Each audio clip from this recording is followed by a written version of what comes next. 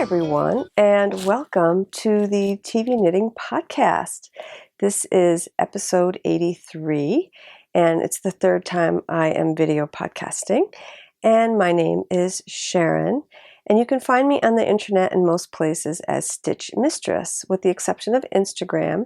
And on Instagram, I am TV Knitting Stitch Mistress, and Instagram is my social media of choice. I've really been enjoying posting on Instagram, particularly lately, and Instagram's awesome. If you're a knitter, it's just a great way to showcase your work and your life. I post almost every day, and it's very reinforcing. People will, you'll get likes on your items and your pictures, and it's really fun. And I've gotten to know a lot more people by using Instagram. So anyway, I highly recommend it. I still like Twitter, but I'm not on there as much. I prefer Instagram. I guess it's just the visual learner in all of us. So anyway, before I start, I have some thank yous. And the one thank you I really want to make is to Emily from the Fibertown podcast. I wanted to give her a shout out and a very big thank you for mentioning me on her show 2 episodes ago.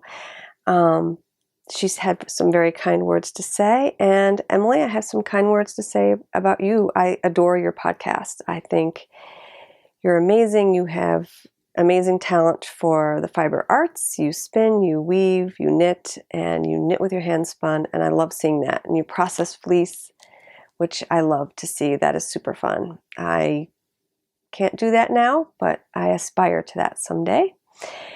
And you have an adorable dog. Someday I'm hoping I can bring Lily up here to show her off, and possibly my cat, who I took in last year. I'd love to bring him up to see you. If he ever comes up, I'll grab him, but I don't know if he'd really like being on camera. If you want to see pictures of my cat named Thomas, follow me on Instagram. He's awesome. So anyway, yay for pets. And thanks again, Emily from Fibertown. I appreciate all your kind words. So I also want to thank all of the listeners and the viewers for all of your downloads and your kind comments about the show. And yeah, I'm getting to know more and more of you each time I record, and I love that. So let's get right to it. Let's start with the giveaway. I have a giveaway this week. 2 weeks ago, I put this skein up for grabs. This is a skein of my hand spun, and it is the leftovers from the Boxy Sweater by Joji Locatelli. And there's about 290 yards in this skein, and it's a fingering weight. And I think it's enough to make some sort of nice shawl or small shawlette. And the winner is also going to get a pattern download of their choice. So just let me know if you're the winner which pattern you'd like, and I will gift it to you, up to $6. And there are 4 knots in the skein. They're very obvious, so you'll find them when you knit, and you can either just take them out and weave them in, or do a magic knot of your own. I tied them loosely, so make sure you redo those when you come to them. And it's soft. I think you'll enjoy knitting with it, because I really did. I knit 1,400 yards of this, and I loved it. So anyway, I did the drawing off screen, because I didn't want to wait. When I do drawings from now on, I don't want to waste time doing random number generator on here. So I just did it off screen. You'll just have to trust me. And the winner it was 19 entries. The winner was post number 14. And the winner was Jamoko, Jenny. And Jenny, congratulations. You said you'd like to knit the Touch Shawl, Lazy Katie by Birgit Freyer, and had never seen this shawl before, and it's beautiful. I think it would be a great match. Not sure if you'll have enough yardage, but if you like, I will send over these little balls of leftovers I had while I knit the sleeves. They're kind of all in pieces, but I'm sure you could do something with them. So you'll have plenty of yarn to make a lovely project. So enjoy. Congratulations again. So speaking of the boxy sweater, it's finished. And here it is. I love the front now. Love it. Look how pretty that is. I'm really very, very happy with it.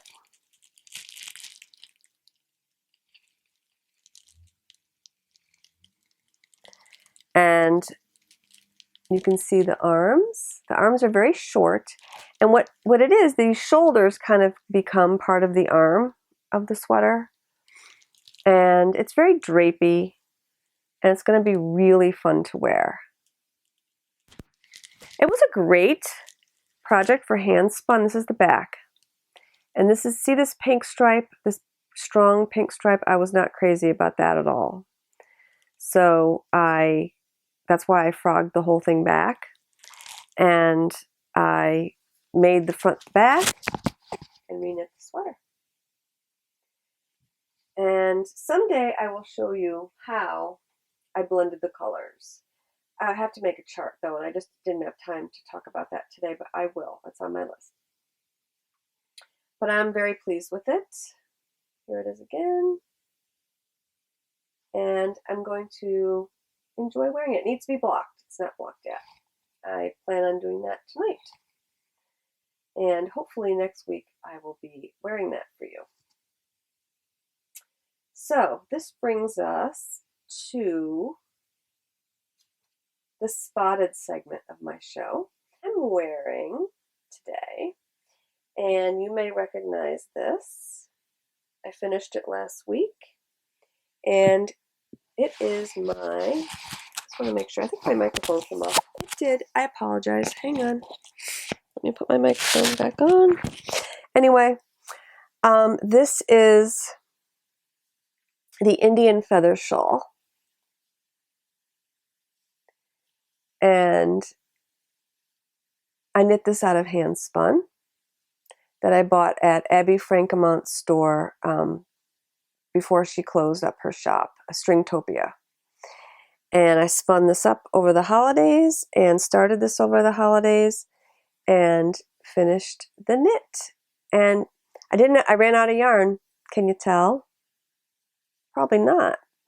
But this top here, this red at the top, is commercial yarn. It's Madeline Tosh, Tosh Light, the fingering weight, and it's in the tart colorway, and it matches the bottom awesomely. So let's see, I'll get a close-up of this lovely, lovely shawl. And I love it because it's, there we go. There's the beads, beading, lace. We're a little dark in here today. I'm a little dark because it's snowing and my skylight is covered with snow. So much darker than normal, but it works. We're good. So anyway, I love this. It's so soft, lovely. It's merino and silk blend, hand spun, and it's a single. And I think it came out fabulous. And I love these long shawls that are really scarves. And they just wrap around like that. And it's really cool. And my sweater today is keeping me so cozy warm. This is not a sweater I knit. This is a sweater that I bought at the Gap last week. And the reason I'm talking about it is it's nothing exciting. It's just a navy, beautiful navy neutral sweater. I like the color navy as a neutral. It's a cardigan. It's cashmere. 100% cashmere. I was in the Gap the other day and they had all of their sweaters 70% off. And they don't carry cashmere in my Gap because we're the little crappy Gap in Poughkeepsie. If I live in New York, if I went to the New York City Gap, I could find cashmere. In Poughkeepsie, no. They don't send any of their good stuff up there. There's no leather up there. Anyway. So someone had returned this 100% cashmere cardigan in navy blue in a size medium. And I got it for 70% off. $38 for a cashmere sweater. Score. I've never owned a cashmere sweater. I've never owned a cashmere scarf. I think I own some cashmere roving, but I've never worn it before and I'm loving it. I could get used to this. I definitely could. So yes, yay Gap. Yay someone who didn't fit into their sweater. So I don't want to take it off. It's fabulous. There's going to be more cashmere sweaters in my future. I mean, probably at a better store like Macy's, they're probably $200-300 for a sweater, maybe more. $38. I think this one was regular. I think it was $175, something like that. But anyway, I was pretty excited. So anyway, that's Spotted. That's what I'm wearing today. All right, works in progress. So I talked to you about the Follow Your Arrow knit along last week, and that I was planning it. And I ordered yarn to start knitting this shawl with. The yarn came in, I opened it up, and I was very disappointed. And I'm going to show you the yarn later because that has its own story. So it was a skein of Volmice, and I'll explain the whole thing when I do my stash enhancement, stash stories segment. So I just it wasn't going to work for me to knit this shawl because of the color was just too dull for this time of year. I need something bright. So I went into my stash, and honestly, I'm not a big stasher. And I work part-time in a yarn store. You'd think that this room would be filled with yarn. It's not. I'm just not. I stash enough, but I'm not out of control. So I didn't think I had anything that would work, but I totally did.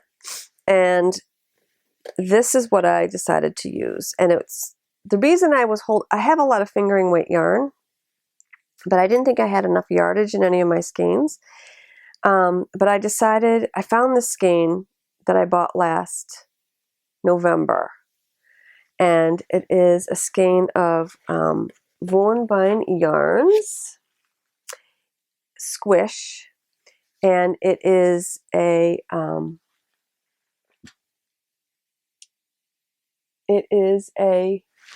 one-of-a-kind color. So if you love it, you're going to be disappointed. She's not dyeing this color, but it's stunning, and I adore it. It is called Private Isle, and it is beautiful shades of teal and lime green. And lime green is one of my favorite colors. So, yeah, there's that. I love it. And then I should have plenty of yardage because when I got the pattern originally said 550 yards, which is why I ordered a skein of Volmice. But then when I got the pattern in my mailbox from Isolde, it said up to 550 yards. And this, I believe, is 490. So I should be fine. So I knit clue 1A for the edging.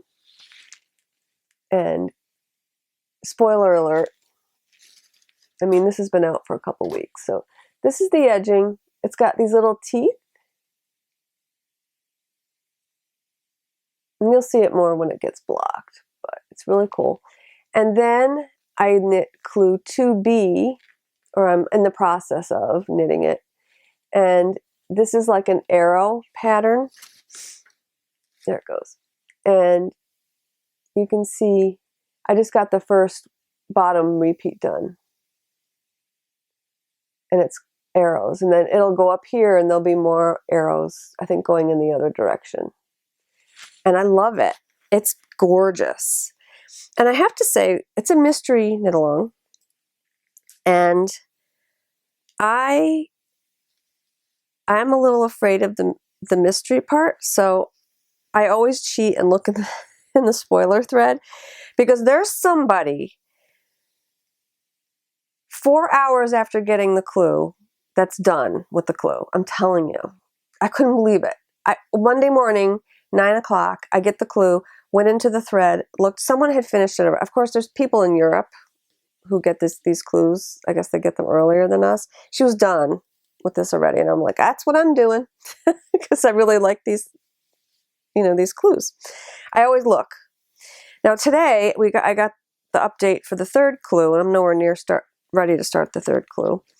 And I looked in the group, the knit along group, and there was no picture up yet.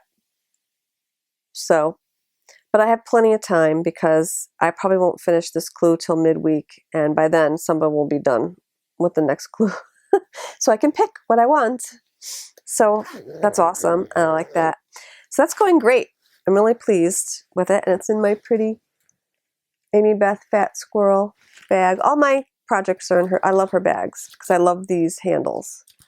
So it's in a pretty springy bag. I need something happy because it's gray. It's very gray out right now. Okay, so I'm going to show you something now that I know I have never ever seen any podcasters or heard of any podcasters knitting this project. This is a project that I found out about at my local yarn shop where I work part-time. And it's a blanket. And it is a blanket made of squares that are seamed together. And I said, I'm never going to knit one of those ever. Well, the owner of the shop knit the first square, and I happened to be in there, and I felt the yarn. That was it. I was gone. I had to make this project. And I'm going to show it to you right now. I'm going to show you the book that it comes from.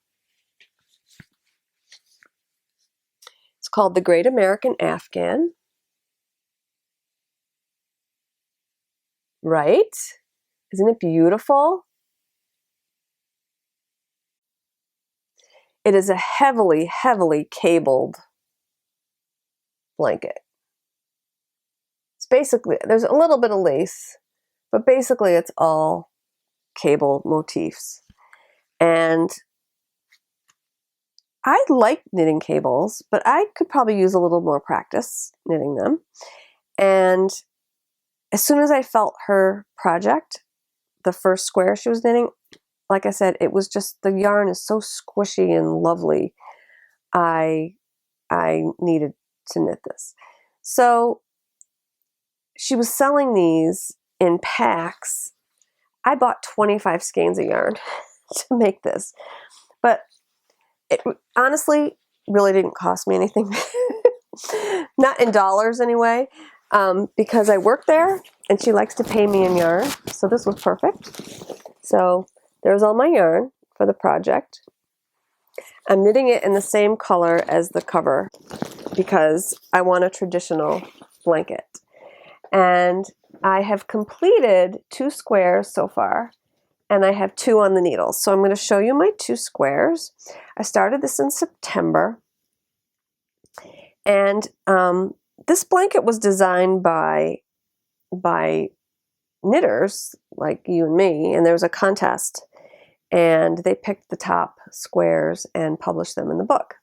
And each of them has a name, and I think this is Anne Strong, the first one. I don't really feel like flipping through the book to figure out the name, but anyway, here's the first square.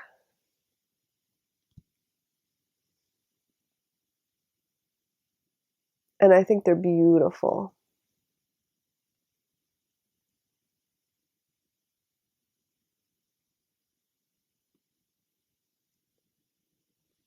And if you could feel it, the yarn is so squishy. Here's a skein of the yarn. It is Plymouth Select Worsted Merino Superwash. It's good yarn. It's really nice. Nice yarn.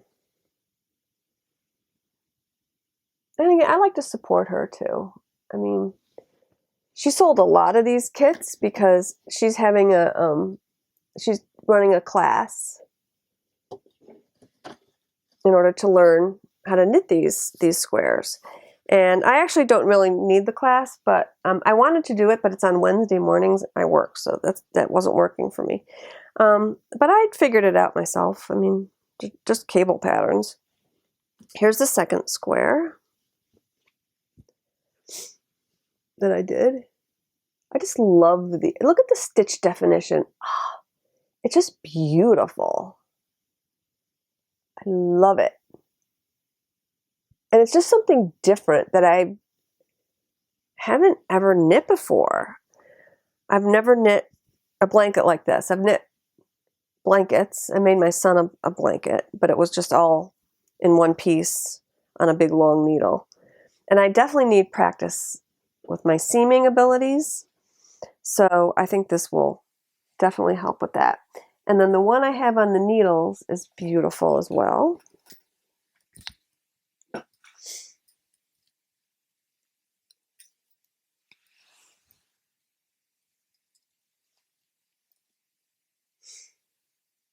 Just gorgeous. Look at those cables.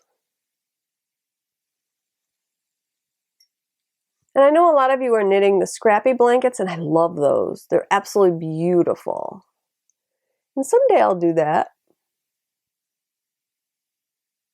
I don't have enough scraps right now, but it's in my future. But for now, this is going to be for me. After working, this is a lot of work. This is for me. I thought about giving it to Emily as a housewarming when she moves into her apartment next year. No.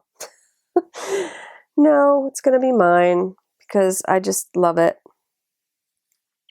So techniques I'm learning. I learned how to cable without a cable needle very well with this project because cable needles just slow me down and I always lose them. Here's one. It's stuck in the work. It's not even supposed to be in the work.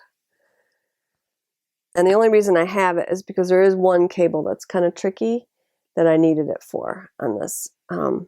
I mean, I can do it without the cable needle, but I just prefer to use the cable needle because it's a lot of manipulating of stitches, and it's easy. But the problem is sometimes I'm knitting along and there's no cable needle. That happens to me all the time. Drop them. They drop out of the car. I had a dog chew one up on me once. Not my dog. my stepdaughter's dog chewed up a cable needle on me one time. So I'm like, I'm done with that. I don't want any more cable needles. And that's that. And lots of charts with this project. And if you can see, I just beat the heck out of my charts. I blew them up. I write on them. I have the removable highlighter tape. I don't know if you knit charts, highlighter tape is just invaluable. I have it in pink and yellow. And highlighters are invaluable because look at all these cables. There's 1, 2, 3, 4. There's 5 cables in this and a bobble. So I highlight all the cables in different colors. And then I highlight them in different colors on the chart. And it just whoosh, it makes it so much easier rather than try to, what is this? Rather than, the color coding is key.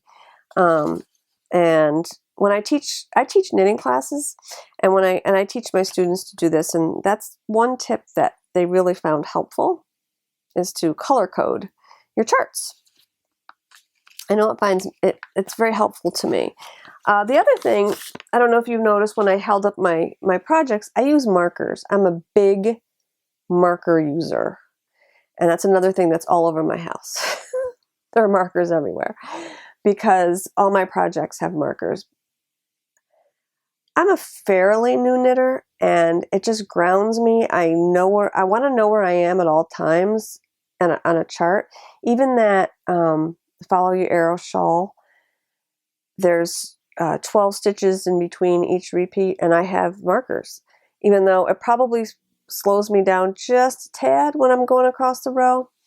But at least I know that I'm not making a mistake, and it saves with the ripping later. So even though this last square I've been knitting, yeah, that's been ripped a couple of times. So, but it's okay. So my plan for this, the owner of the yarn shop, her plan is to finish it in a year and a half, about 20 months, and then with the seaming. I can't do that. I want mine done. Even though I'm a process knitter, I'm also project oriented, and I can't wait a year and a half to finish this thing. So I'm also very goal oriented, and I try to figure out how many rows per day I can knit before I finish something. Do you guys do that? I do that. So I figured out, I believe there's about 80 rows in each square, and through the magic of my math and my calculator, I figured out that if I knit 8 rows a day, I should be finished by the end of June with all the squares by the latest. And that would be perfect, because then it will give me the summer to seam it up, and I'll just take my time seaming it, and it will be done. So we'll see. So anyway, that's that. All right. Those are all my works in progress for now, I think. Knitting dreams. I've been dying to cast on Tubularity by Martina Bem. I'm a little burned out with sock knitting. Not really burned out, but I go off and on with sock knitting. But I always have a sock on the needles in case I need to have somewhere that I need to sit and not have to pay attention to what I'm doing. You know, I don't have to look at my hands, so I just knit on socks. But I knit on socks in the car a lot. But I want something else besides socks to knit on that I'm hopefully don't have to really pay attention to that much. So I thought Tubularity would be a good choice. And I wanted to make it out of scraps. Like I said, I don't really have enough scraps to make a scrappy blanket, and I don't want to buy any more scraps. Well, anyway, I have all these scraps, and I don't want it to look super crazy. So I've looked through the ones on Ravelry, and this is Tubularity I'm talking about. And I like the ones that have pops of color, like a surprise. So I decided to make one with a lot of, I like purple, it's my favorite color. I had a lot of purple scraps, and so I had this is, most of this is Socks That Rock. So I have this one, I have this one, this one, and then I'm throwing a neutral, oh no, here's another one. And then I have a neutral I'm throwing in there. And then a pop of white.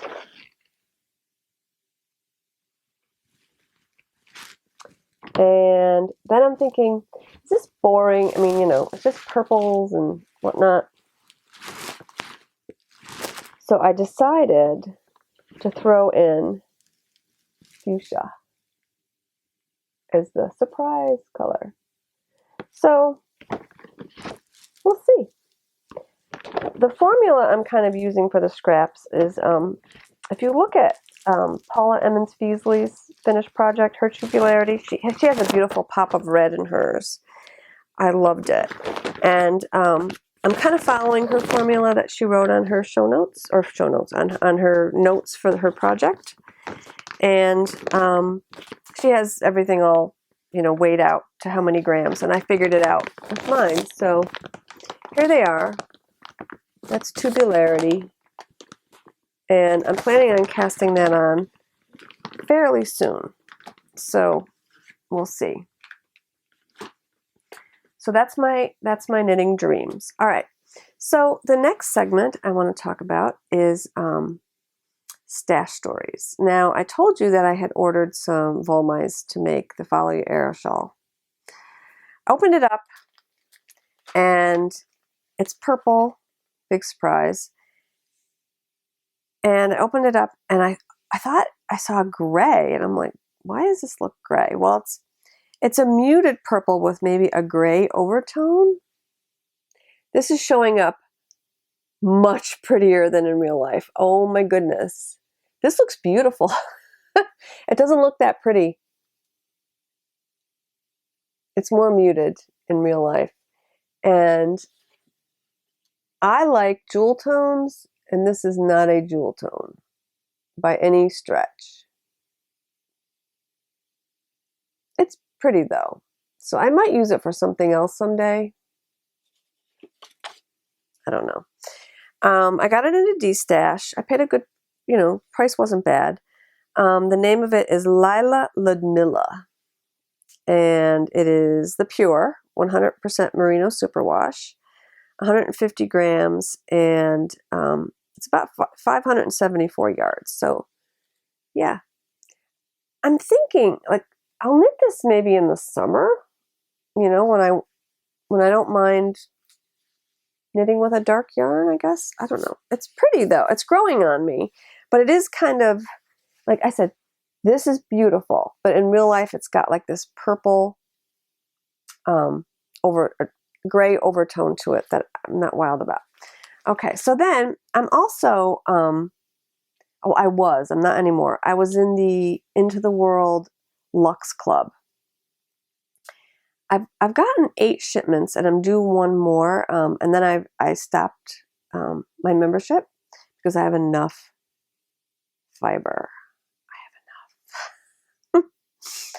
So I'm trying to spin and knit out of my stash. It's not going to happen, but I'm trying because all these other products keep popping up, and I want to use other yarn for them. I'll talk about that more in a minute too.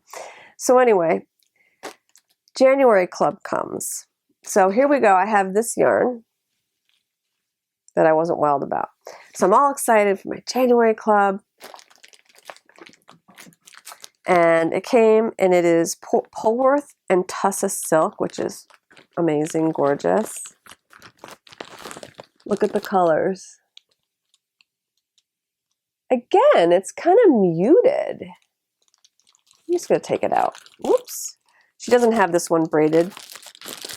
The colors are beautiful, but they're very similar to that Volmais skein I got. And I was a little...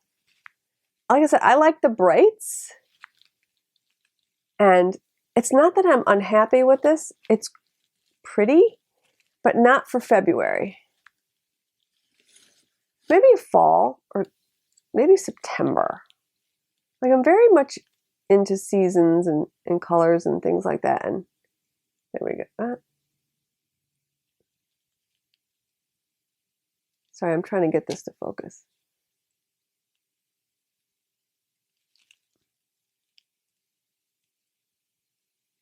Anyway, that's the color. You can kind of see the color. So I'm not wild about it, but I'm not wild about the color for this time of year, but oh my gosh, it's gorgeous. Polworth and Tussa silk. Oh, it's beautiful.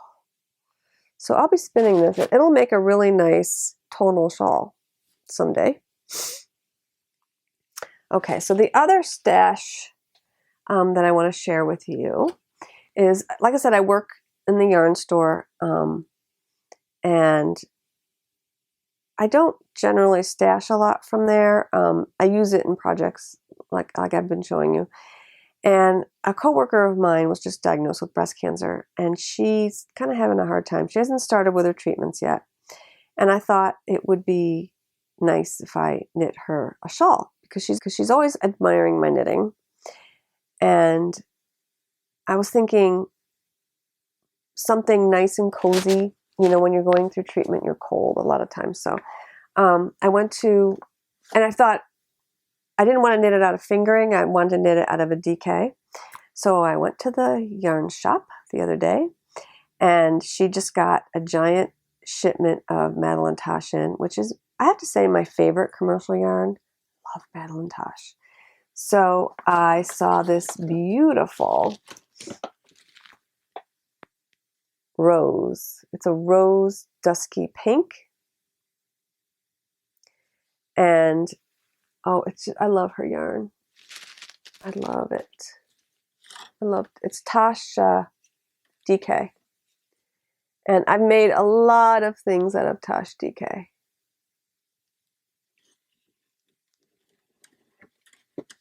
So I'm pretty excited about knitting that up. And I found a shawl. It's mostly garter stitch with a little lace detailing. I don't have the name of it this week, but you'll see it because I'll be casting this on soon. And I'll talk about it again, you know, in coming weeks. So I'm excited about casting that on. So I want to get it done quickly and give it to her. So that's that. So that's the stash stories for the week. All right, now next is spin-off. So I have been spinning the fleece that I bought at Rhinebeck in 2012. He's a CVM. His name is Tyson. The sheep's name was Tyson, is Tyson. I assume he's still with us. He was a lamb. He was a lamb when they sheared him. And I have 2 bobbins full. I've spun about almost 4 ounces. And you would think from these bobbins, wouldn't you think, doesn't that look like 8 ounces? Right? This is a woolly winder bobbin, and it's packed. This is only not even 3 ounces, I think, on this bobbin. It's very puffy. It's going to puff up quite a bit when I ply it. Oh, you're not going to be able to see that. But anyway, it's going to totally puff up. Because it's spun woolen. And it's just filling up the bobbin like there's no tomorrow. So this is about a month's worth of spinning. And I'm very happy with it. But I'm taking a break, and I'm going to spin up that rainbow bat that I showed you last week. And if you haven't seen it, watch last week's show. It's gigantic. So I just thought I'd show you also the fleece. And this is like a half a bag full of Tyson's fleece. I had it processed at Morrow Fleece Works. And they scour it so well and put it through their machines and do their magic. And it comes out in this lovely beehive of lovely, gorgeous, washed and processed fleece called pin drafted roving. And pin drafted roving, in fact, I can kind of show you this now. I'll break off a little piece. Pin drafted roving is different than top, which is what your braids are gonna be when you buy them, commercial braids. So you can see this. This is roving. And roving has a misnomer. A lot of people say, "Oh, I bought some roving," and if you bought this and called it roving, it's really not the correct term, because this is comb top. It's commercially comb top, and it's a very different preparation, and you're going to spin it differently. Okay, this all the fibers, see how the fibers come to like this point here? And the fibers are very disorganized. They're all jumbled up, kind of like spaghetti in a pot.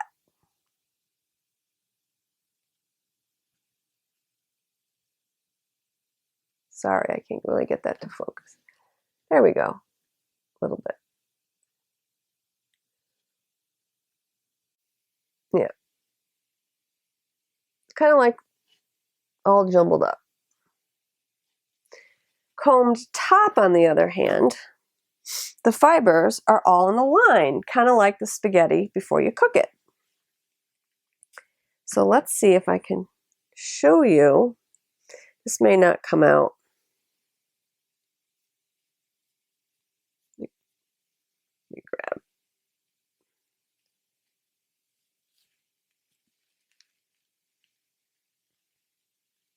So these fibers are all lined up. And it's kind of dark, kind of hard to see, but they're not all disorganized like the other thing I was showing you. Okay, I'm not going to get that to focus, but think of spaghetti in a pot and how, or spaghetti before you put it in the pot, and how all the fibers are in one line. And you are going to spin this in a much different manner than you would spin the natural roving that I showed you. And if I lost you during that explanation, don't worry. I had to hear this explanation over and over and over and over again before I actually understood it.